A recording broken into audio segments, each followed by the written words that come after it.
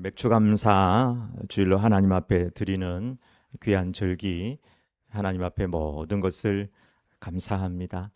이 아름다운 성전, 또 찬양대도, 반주자도, 그동안 좀 아프셨던 우리 안건사님, 윤숙자 집사님도, 우리 이종기 어르신도 좀 안 보이시다가 오시고, 우리 여석호 집사님도 같이 열심히 나가시다가 한 번은 또 오시고, 또 우리 청년들도 같이 멀리 갔다가 오고, 다 이렇게 한 자리로 모여서 예배할 수 있어서 너무너무 감사하고, 특별히 백권사님 아버님도 같이 이제 예배할 수 있어서 감사합니다.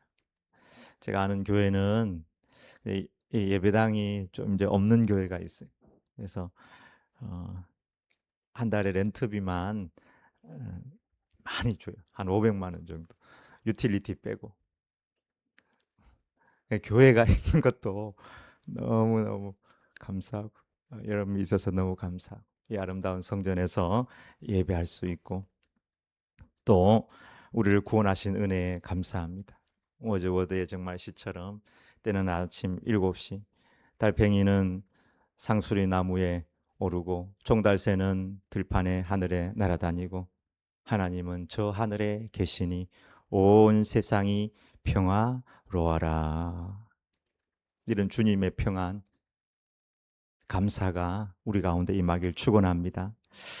이 맥주감사절기는 구약의 절기로 보면 가장 첫 번째가 유월절, 무교절, 그다음 초실절이에요. 이게 이제 하나로 있는 절기인데 유대력으로 보면은 1월 정도에 해당하고, 그 다음에 이제 50일 있다가 맞는 절기가 맥추절, 오순절, 이제 칠칠절이라고 하는 이 맥주감사 절기를 맞이하게 됩니다.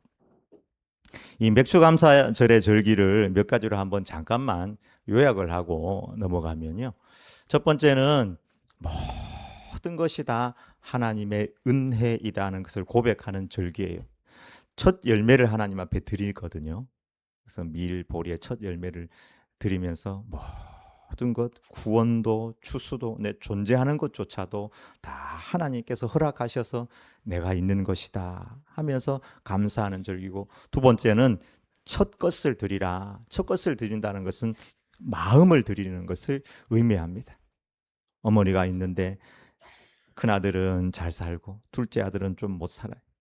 생신을 맞이해가지고 큰아들은 좋은 것 해가지고 보내드렸고, 둘째 아들은 돈이 없어가지고 친히 찾아와가지고 엄마 생신 축하해요 하면서 조그만한 거 내놓고 나머지는 몸을 주물러 드리면서 효도를 했어요. 근데 엄마가 둘 다 기쁘게 받았어요. 왜냐하면 선물에도 마음이 담겨 있고, 둘째 아들은 둘째 아들 형편대로 마음이 담겨 있으니까 다 부모 마음에 기쁨이 된 것입니다. 첫 것을 드리라는 것은 우리의 마음을 드리라. 그래서 우리가 이번 절기를 통해서 우리 전체 신앙에 있어서 나는 하나님 앞에 마음을 드리는 그런 신앙생활을 하고 있는가 돌아볼 필요가 있고, 세 번째는 지금까지 인도하신 하나님 앞에 남은 삶을 의탁하는 절기예요.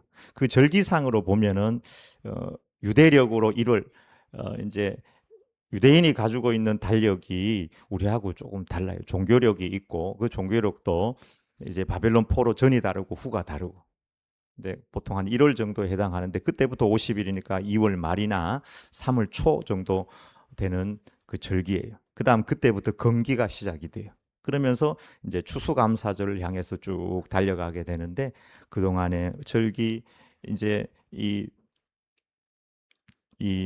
우기 건기 가운데 들어가는 이 기간 가운데도 하나님께서 함께하여 주셔서 풍성한 추수를 주시옵소서 하면서 모든 것을 의탁하는 절기가 이 맥주감사절의 절기라고 할 수 있습니다. 특별히 신약의 관점에서 이 절기를 한번 돌아본다면, 이 맥주감사절기, 오순절 날, 오순절이 맥주감사절이에요. 칠칠절, 오순절, 맥추절, 이때에 성령님께서 임하신 절기입니다. 그래서 우리 하나님 앞에 물질만을 드리는 것이 아니고, 우리가 성령 충만하여서 하나님 앞에 영혼을 드리는 절기가 어떻게 보면 맥주감사 주일이다 하는 사실을 기억하면서 이 맥주 감사가 얼마나 중요한지에 대해서 다시 한번 마음에 새기고 감사하며 남은 시간을 하나님 앞에 의탁하면서 냉랭함 혹은 무관심을 떨쳐버리고 성령 충만 받아서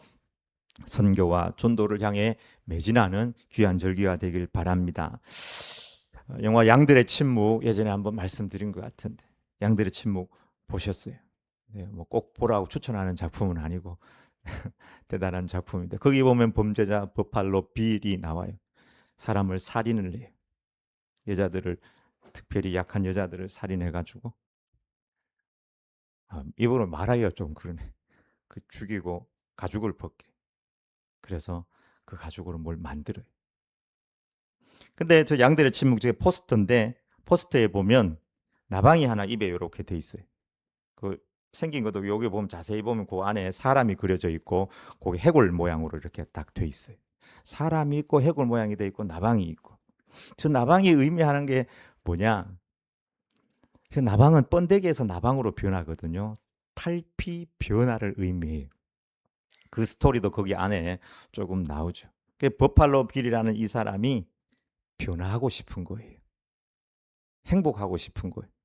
나 지금까지 살았던 이런 잘못된 것에서부터 완전히 새로운 사람으로 변화되고 싶다. 그래서 남의 가죽을 내가 뒤집어 쓰고서라도 변화되고 싶다 하는 그런 내용이 영화에 나온다고 할 수 있습니다. 사람들은 더 좋은 학력, 직장, 어떤 환경을 바꾸면 행복할 것이라고 생각을 합니다. 자녀들은 좀 입시가 없었으면 이런 과도한 경쟁이 없으면 좀 행복하지 않을까. 근데 부모가 바뀌면 내가 좀 행복할 것 같은데. 우리 부모들은 자녀들을 바라보면서 우리 자녀들이 좀 잘 되고 변화되고 또 열심히 하고 나를 기쁘게 하면 내가 행복할 텐데 이런 생각을 하죠. 버팔로 빌은 자신의 가죽이라도 바꾸면 내가 정말 변화돼 가지고 행복할 것이다 이렇게 생각을 하고 목사는 우리 성도들이 변화되면 교회가 부흥하고 내가 좀 행복할 텐데 이렇게 생각할 수도 있고 여러분 생각에 저 목사만 변화되면은 우리 교회는 막 다 끝났다 이렇게 생각할 수도 있을 것 같습니다. 그러나 우리가 인생을 살아온 것처럼 확인한 것처럼 인생이라는 것은 마술처럼 한 변에 그렇게 변화되어 것이 쉬운 일이 아니라는 것을 알고 있습니다. 왜냐하면 환경도 그렇고 우리 자신도 그렇고 사실은 다 부족하고 결핍이 있기 때문입니다. 우리가 완전한 존재라면 쉽게 변화될 수 있겠죠. 그러나 환경도 그렇고 우리 자신도 그렇고 다 부족한 것입니다. 생각의 결핍, 물질의 결핍, 지식의 결핍, 감정의 결핍, 사랑과 지혜의 결핍, 우리는 항상 부족함, 결핍 상태에서 살아가고 있습니다. 오늘 본문도 그렇습니다. 모든 것이 결핍이 되어 있었습니다.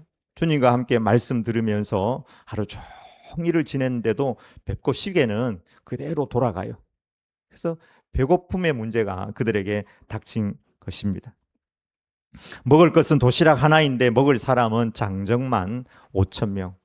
처음부터 계획한 것도 아니고 예수님이 그걸 계획했다면 좀 더 빨리 끝내고 집에 가라 이랬으면 좋았을 텐데 아침부터 저녁까지 막 계속해서 말씀을 전하였습니다. 돈도 없지만 돈이 있어도 먹을 식당을 찾을 길이 없습니다. 오늘 여기에 보면은 먹은 사람은 여자와 어린이 외에 5천 명. 여자하고 어린이 외에 5천 명이니까 여자하고 어린이까지 치면 2만 명이 넘을 수도 있습니다. 저희들도 그렇죠. 어디 회식하자 그러면은 많이 인원보다 많이 오잖아요. 만약에 어떤 업체가 있고 돈이 있다 할지라도 어떤 업체에 지금 맡겨가지고 한 2만 개 도시락 가지고 오라 그러면은 만약에 우리 교회에서 내일 점심에 한 도시락 200개, 200개는 가능하겠네. 한 2만 개 신청하면 도시락 업체가 안 된다 그러겠죠. 타이밍의 결핍, 타이밍상, 시간상 문제가 있는 것입니다. 또 제자들을 보면 믿음이 없었습니다. 믿음의 결핍. 각자 해결하도록 하는 것이 가장 합리적인 방법이었습니다. 그러나 예수님은 제자들에게 뭔가를 보여주기를 원하셨습니다. 그것은 바로 하나님은 결핍을 채우시는 분이시라는 사실입니다. 첫 번째, 하나님께서 채우시는 그 능력의 통로는 불쌍히 여기는 마음, 공감이라는 사실을 오늘 본문을 통해서 우리에게 계시하고 있습니다. 14절입니다. 다 같이 읽어보겠습니다. 예수께서 나오사 큰 무리를 보시고 불쌍히 여기사 그 중에 있는 병자를 고쳐 주시니라. 아멘. 제자들이 자기들 앞에 당한 문제, 이 배고픔의 문제, 이 배고픔의 문제는 인류 전체의 문제죠.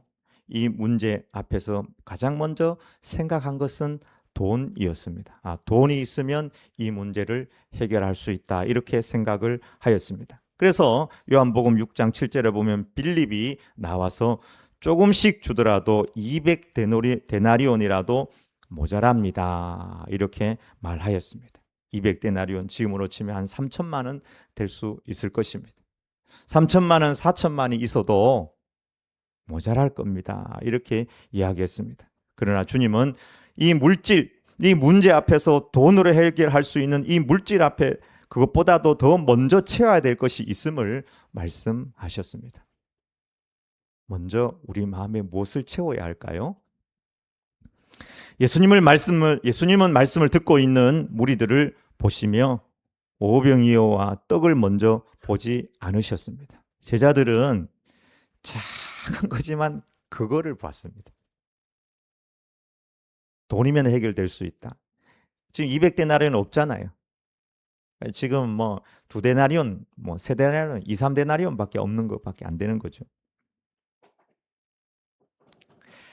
근데 주님은 떡과 생선을 먼저 보지 않으시고 사람, 그 영혼을 먼저 보셨다는 사실입니다.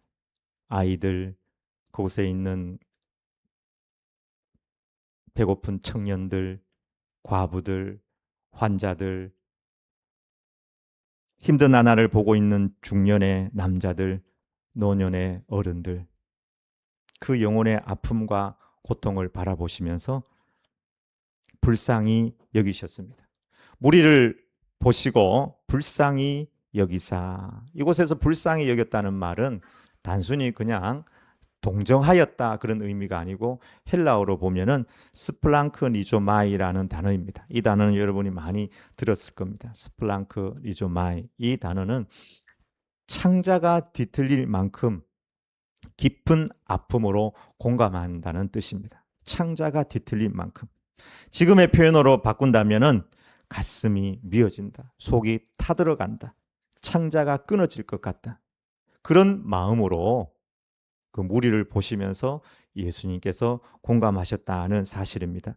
예수님은 선한 사마리아 사람의 비유를 드실 때 그 선한 사마리아 사람이 여리고로 내려가다가 강도 만난 사람을 만났을 때 그때 쓰는 단어도 스플랑크리조마이라는 단어를 썼습니다. 강도 만난 사람을 보았을 때 창자가 끊어질 것 같은 그 아픔과 고통을 그 사마리아인이 느꼈다는 것입니다. 이것이 먼저라는 사실을 예수님께서 말씀하셨습니다. 이 단어는 또한 탕자의 비유에서도 예수님께서 사용하셨습니다. 집 나간 탕자가 다 노숙자처럼 되고 못 먹고 빼짝 마르고 막 머리는 길고 냄새가 나고 저 멀리 아버지 집을 향해 오는데 멀리서 그를 바라보고 측은히 여겨. 그 측은히 여기라는 말이 스플랑크 리조마이라는 단어를 사용하고 있습니다. 창자가 끊어질 것 같은 그런 마음으로 그 자기 집 나간 둘째 아들을 바라봤고 그렇게 왔을 때 와락 안아주고 그의 모든 것을 벗기고 냄새가 나도 안아주고 새 옷을 입히고 목욕을 시키고 가락지를 끼고 잔치를 배설하였던 것입니다. 돈은 그 이후에는 그 이후의 문제였습니다. 더 중요한 것은 마음, 공감의 마음, 불쌍히 여기는 마음이 먼저였다는 사실입니다. 예수님의 진짜 능력은 그냥 오병이어를 5천 명이 먹고도 12광주리가 남는 뻥튀기 하는 그런 능력이 아니라 그 앞서 영혼들을 바라보면서 영혼들을 사랑하며 영혼들의 아픔에 공감하는 그 마음이 진짜 예수님의 능력의 출발이고 하나님 역사의 통로가 되었다는 사실입니다. 오늘 우리 사회를 바라보면 많은 연결이 있습니다. 다 개인의 삶을 살면서 서로 연결해야 된다고 하면서 살아가고 있지만 공감은 매우 적은 것 같습니다. 스마트폰의 카톡으로 하루 종일 서로가 연결되어 있지만 진짜 마음은 잘 나누지 않는 듯합니다. SNS에도 친구가 수백 명이지만 마음을 나눌 사람은 생각보다 적습니다. 하나님은 먼저 가슴으로 공감하는 그 마음을 통하여 일하신다는 사실을 오늘 본문은 우리에게 계시하고 있습니다. 기적은 사랑 없는 200데나리온이 아니라 공감하는 그 작은 마음에서 시작한다는 사실입니다. 어느 교회에서 매주 혼자 사시는 노인들에게 반찬 배달을 하였는데 어느 노인이 환하게 반찬 배달하는 사람을 맞이하면서 이런 말을 하였다고 합니다. 반찬보다 사람이 더 기다려집니다. 사람이 더 기다려집니다. 맞습니까? 요즘에는 물질이 넘쳐나는 시대여서 반찬보다, 저도 저 이야기를 여러 차례 들었습니다. 반찬보다 사람이 더 기다려집니다. 저희가 하는데도 나누는데도 매주 가는데도 보면 하루 종일 그냥 집에 있어요. 무릎이 아프니까 어디 나가지를 못해요. 하루 종일. 근데 일주일에 보면은 제가 오는 그 시간을 아니까 기다리는 거예요. 그 시간을 아니까. 사람이 더 기다려집니다. 사람이 더 기다려. 혼자 있으니까 갖다 주는 그것도 많이 먹지도 못해요. 그래도 사람이 더 기다려진다고 말합니다. 여러분, 사람은 밥으로만 혹은 삼계탕으로만 그렇게 살아갈 수 있는 것이 아닙니다. 관심과 사랑으로 살아가는 것입니다. 공감은 어떻게 보면 하나님 기적의 첫 걸음이라고 할 수 있습니다. 저는 이렇게 생각을 합니다. 무관심, 냉랭함을 던지고 우리가 엄마 같은 마음을 회복한다면 하나님께서 그 가운데 분명 역사하실 겁니다. 스플랑크 리조마이의 마음을 지금으로 표현하면 엄마의 마음, 부모의 마음이라고 할 수 있을 것입니다. 한밤중에 아기가 자다가 아기가 어떤 소리를 내면 엄마는 바로 일어가서 아기가 어떠한가 살펴봅니다. 아빠는 그냥 코 골고 자지만 엄마는 아기가 지금 배가 고픈가, 지금 열이 나는가, 응가를 했는가, 뭐가 무서운가, 왜 그런가 가서 살펴보고 돌보아 줍니다. 이것이 공감입니다. 예수님도 사람들의 외적인 결핍만을 본 것이 아닙니다.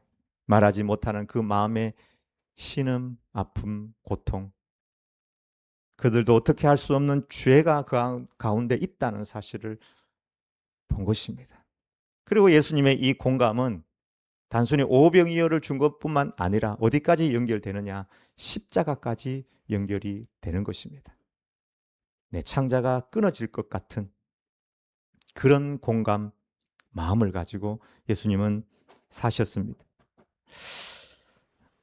한 교회에 예배에 늘 예배를 마치면 빨리 가는 청년이 있었습니다. 사람들은 축도도 안 받고 인사도 안 하고 저렇게 바쁘게 가네, 왜 저러나 생각을 했습니다. 그런데 한 권사님이 그 청년을 한 번은 한쪽으로 불러서 따뜻하게 이야기를 하면서 물었습니다. 요즘 많이 힘들죠? 기도 제목 있으면 저한테 말해주세요. 제가 기도할게요. 그 청년이 그 자리에서 눈물을 글썽이며 자기 사정을 이야기했습니다. 사실은 우리 아버지가 실직을 했고 우리 어머니가 지금 아파 병원에 있습니다. 제가 돈을 벌어야 될 입장이 되어서 밤에 일하고 또 주일날에도 오후에 알바를 해야 되기 때문에 축도를 받지 못하고 그렇게 급하게 다녔습니다.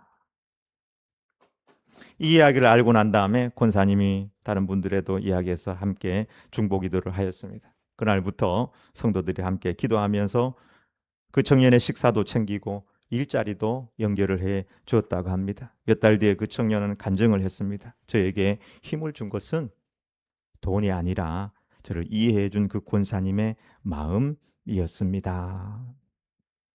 엄마의 마음, 공감하는 마음, 예수님의 스플랑크 리조마이 하는 마음, 십자가까지 연결되는 마음. 우리는 물고기 2마리, 보리떡 5개로 배를 채웠다 생각으로 끝내는데 예수님 안에 있는 그 창자가 끊어질 것 같은 그 공감하는 그 죄를 향한 예수님의 슬퍼하고 아파하는 그 마음이 어디까지 연결되어 있는가 하는 것을 보면서 예수님의 그 아파하는 공감하는 마음이 우리에게도 부어지길 주의 이름으로 축원합니다.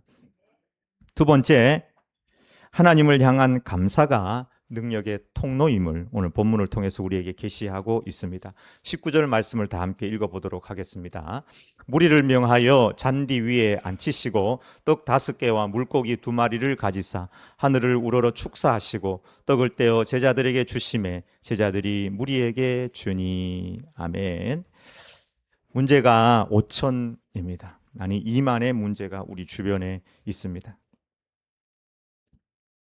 이 문제를, 이 배고픔의 문제를 해결해야 합니다. 그러나 예수님 앞에 있는 해결할 수 있는 것은 2와 5밖에 없습니다. 오병이어의 오자가 5오자거든요. 병자는 떡병자고 이자는 둘이자고 어자는 고기어자입니다. 그래서 오병이어가 무슨 굉장한 단어라고 생각을 하는데 물고기 2마리, 보리떡 5개라는 뜻입니다. 그러니까 2와 5를 이야기한 겁니다. 이 2와 5를 가지고 5천 2만의 문제, 상상도 할 수 없습니다. 2와 5가 어떻게 5와 2만을 이기고 그 문제를 해결할 수가 있습니까? 예수님의 제자들은 먼저 돈을 이야기했습니다. 우리도 항상 문제가 딱 생기면 돈을 먼저 이야기를 합니다. 예수님의 제자들도 마찬가지였습니다. 그리고 합리적인 방법을 찾으려고 하였습니다. 그런데 주님은 그 2와 5를 들고 하늘을 우러러 오늘 본문에 축사하셨다고 말씀하고 있습니다. 이 축사라는 말은 번역에, 다른 번역에는 감사라고 번역이 되어 있는데도 있지만 축사 안에는 단순히 감사만을 말하고 있는 것이 아니라 축복이라는 개념도 있고 그다음 감사와 찬양, 이것들이 다 들어가 있는 내용의 단어라고 할 수 있습니다. 예수님은 환경을 먼저 본 것이 아니라 환경보다 더 크신 하나님을 바라보면서 하나님 앞에 감사하고 찬양하고 이루실 하나님 바라보면서 축복하였습니다. 이자와 오자를 축복한 것이죠. 우리가 이 지점에서 분명히 다시 한번 점검하고 넘어가는 것은 이 감사와 찬양이 사후에 감사를 드린 거냐, 찬양한 거냐, 아니면 사전에 감사한 거냐. 보면은 예수님의 감사와 찬양은 사전 감사 찬양이었다 하는 것을 우리는 발견하게 됩니다. 우리의 대부분의 감사와 찬양은 어찌 보면은 문제 해결 이후에 드리는 감사와 찬양이지 않습니까? 그런 감사와 찬양이라면 세상 사람들도 어떻게 보면 다 하는 감사와 찬양입니다. 저희 집에 있는 개와 고양이도 음식을 많이 주면 먹고 배불러가지고 누워가지고 뒹굴뒹굴 하면서 주인님 감사해요 하는 듯한 눈빛으로 저를 쳐다봅니다. 그것은 세상 사람도 동물들도 다 하는 감사예요. 그러나 믿음의 사람의 감사는 2와 5를 들고 하늘 우러러 바라보면서 하나님께 감사하고 하나님이 있기에 하나님은 하늘에 계시니 온 세상이 평화로워라. 하나님께서 섭리하는 그 능력, 그 사랑을 바라보기에 감사할 수 있는 것입니다. 아니, 목사님, 몸이 아픈데 어떻게 감사합니까? 문제가 해결 안 되고 있는데 어떻게 감사합니까? 감사가 어떻게 보면 이게 참 신앙적으로 볼 때 나쁘게 이야기하면 현실을 부정하는 그런 개념 아닙니까? 여러분, 감사와 찬양이 현실을 부정하는 어떤 기독교의 미덕입니까? 감사와 찬양은 결코 현실을 부정하는 우리가 만들어낸 우리 행복하기 위한 어떤 것들이 아닙니다.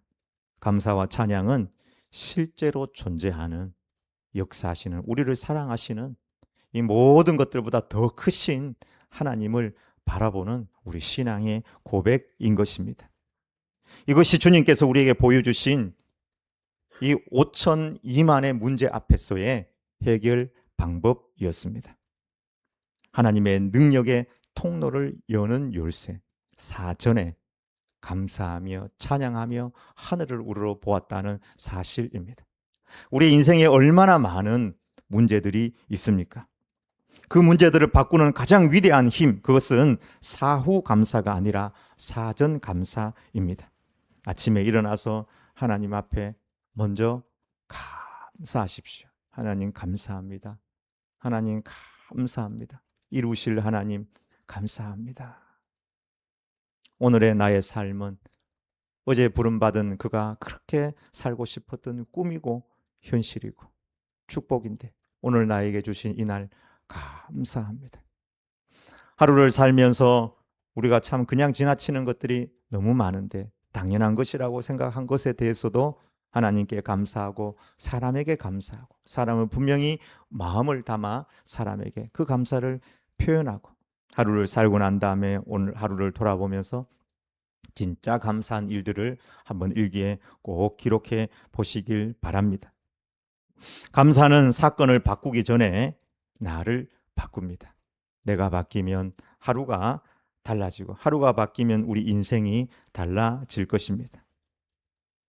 죽을 때까지 굉장하게 성공해가지고 나 감사할 거야, 나 행복할 거야, 그런 거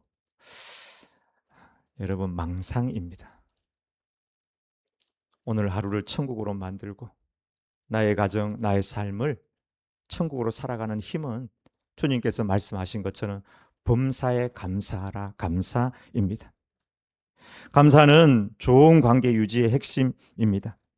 세상에서 돈으로 해결할 수 있는 문제, 어찌 보면 가장 쉬운 문제입니다.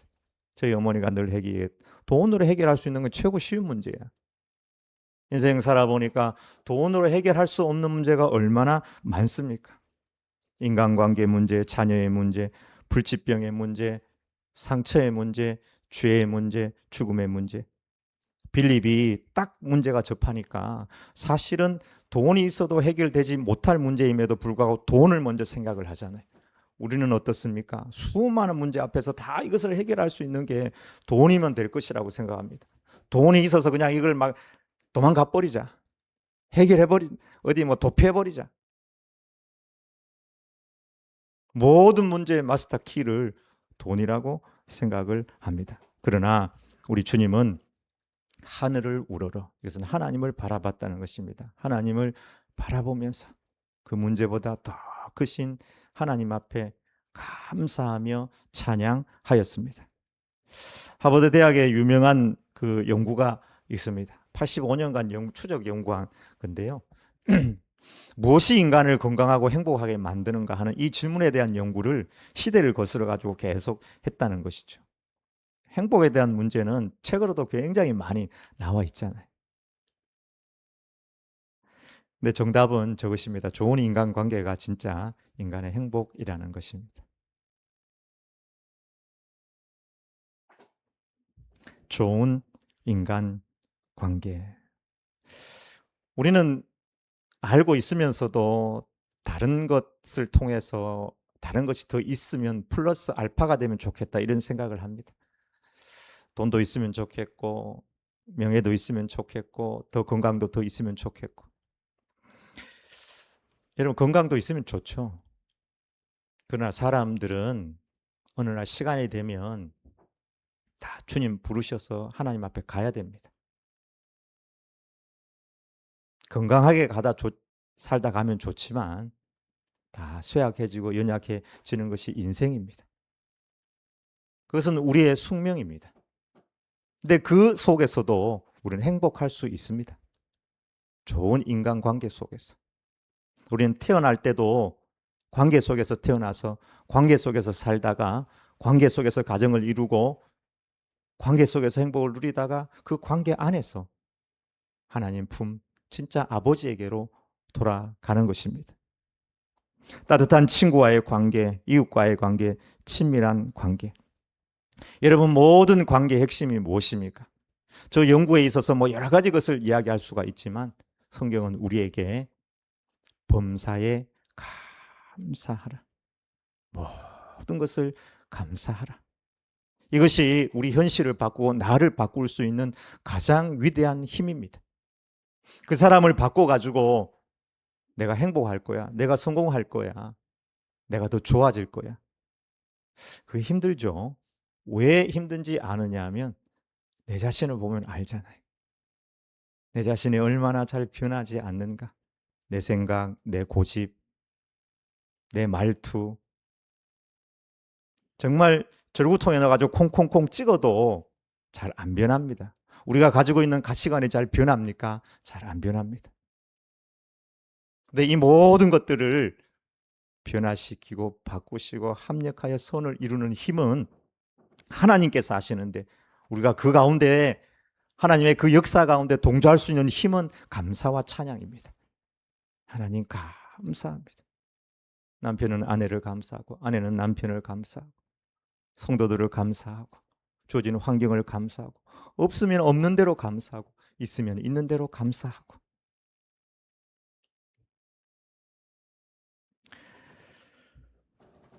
바꾸고 살면 행복할 것이다. 아닙니다. 더 큰 우리 주님을 바라보면서 주님께서 우리에게 주어진 것에 감사하십시다. 감사할 때 감사로 인한 진정한 그 천국의 삶이 매 순간순간 우리의 삶에 분명 주어질 것입니다. 오병이의 기적에서 우리가 배우는 우리 앞에 있는 문제들을 해결할 수 있는 또 하나님께서 해결이라는 말이 조금 단어가 그러네요. 하나님께서 역사할 수 있는 그 능력은 분명 두 가지입니다. 사람들을 불쌍히 여기는 내 깊은 마음, 그 주님의 마음, 어미의 마음, 그리고 하늘을 우러러 바라보는 내 눈, 하늘을 우러러 감사하고 찬양할 수 있는 그 마음. 그때 하나님께서 역사하셔서 그들은 먹었고 12광주리가 남는 역사를 이루었습니다. 오늘날도 마찬가지입니다. 우리 가정에서 왜 이것밖에 못해서 말하기보다는 수고했어, 고마워. 교회에서 봉사하는 봉사자들의 마음을 살피면서 수고했습니다. 직장에서도 덕분에 참 잘 되었습니다. 그 한마디가 조직의 분위기를 분명히 바꿀 것입니다. 나부터, 작은 것부터, 지금부터 그 예수님의 마음으로 감사하고 주님을 바라보며 공감하여서 하나님 역사의 통로가 되길 주의 이름으로 축원합니다. 아멘.